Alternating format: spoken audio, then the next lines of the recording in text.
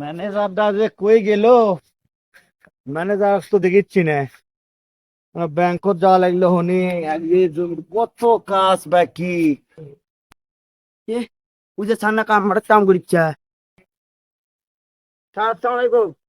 ওয়ালাইকুম সালাম। হ্যালো।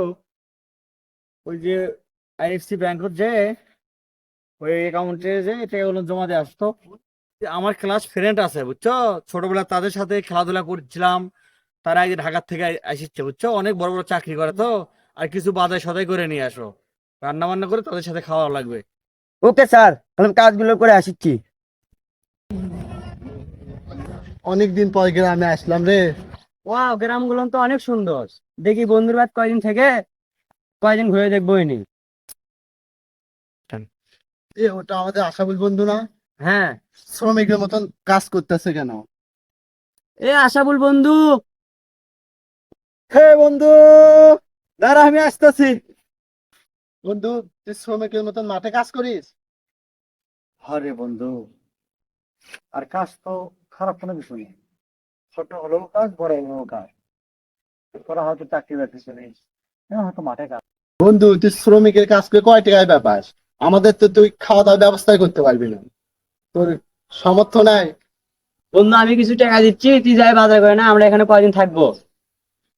লাগবে না বন্ধু, যথেষ্ট তোরা বলেছিস। তোদের টাকা লাগবে না। আমার যতটুকু সমর্থন আছে এতটুকুই তোরা চাস।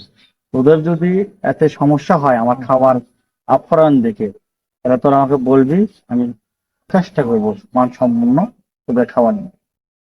স্যার, 5 লাখ টাকা ব্যাংকে জমা যাচ্ছি। 5 লক্ষ টাকা অ্যাকাউন্টে তোমার দোস্ত? হ্যাঁ স্যার। আর বাজার সদাই করনি এখন 8,000 করছি।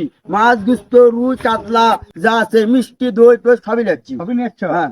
আচ্ছা, বললে রান্না করতে বলো। আর আমার দুই বন্ধুদেরকে ওইখানে নিয়ে রেস্টের ব্যবস্থা করো। ওই যে আমার ওই রুমে দিও বুঝছো, রেখিয়ানা রুম আছে, আচ্ছা। ওই রুমে এদেরকে রেস্ট দিও। আমি ওর দায়িত্ব দিয়ে বলো। আর অফিস কক্ষে হাতে যে রুমটা আছে না, নিয়ে যাও। আচ্ছা স্যার।